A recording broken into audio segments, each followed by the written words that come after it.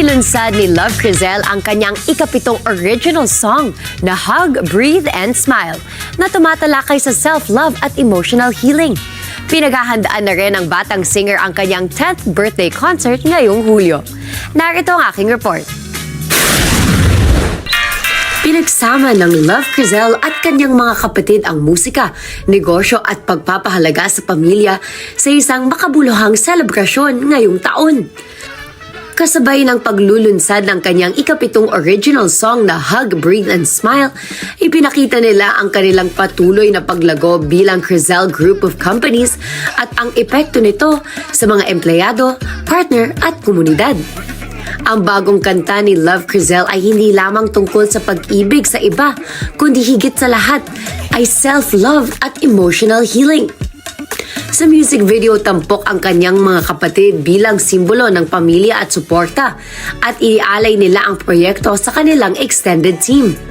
Ang mensahe ng kanta ay paalalahanan ang mga tagapagkinig na huminto, huminga at maging mabuti sa sarili sa gitna ng stress at hamon ng buhay.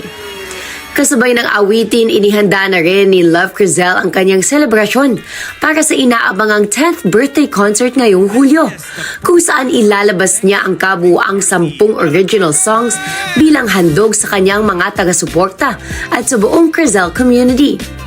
Ang concert ay magiging selebrasyon hindi lamang ng kanyang kaarawan kundi ng isang dekadang paglago, pagmamahal at suporta mula sa pamilya at komunidad.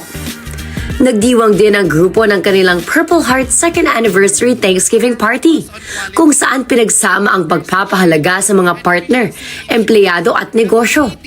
Kasama rito ang pagkilala sa mataas na kalidad ng kanilang produkto at serbisyo, pati na rin ang kanilang kontribusyon sa social responsibility at mga komunidad na kanilang sinusuportahan. Dagdag pa rito, nakamit ni Love Crizel at ng kanyang mga kapatid ang presiyosong Super Brands Recognition na nagpapatunay sa kredibilidad, kalidad at consistency ng kanilang brand.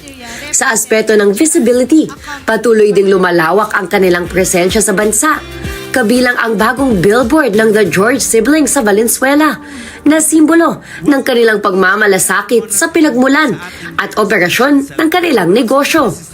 Para kay Love Crizel at ang kanyang mga kapatid, ang tunay na tagumpay ay hindi lamang nasusukat sa musika o negosyo, kundi sa pagmamahal, pagkakaisa at positibong epekto sa komunidad.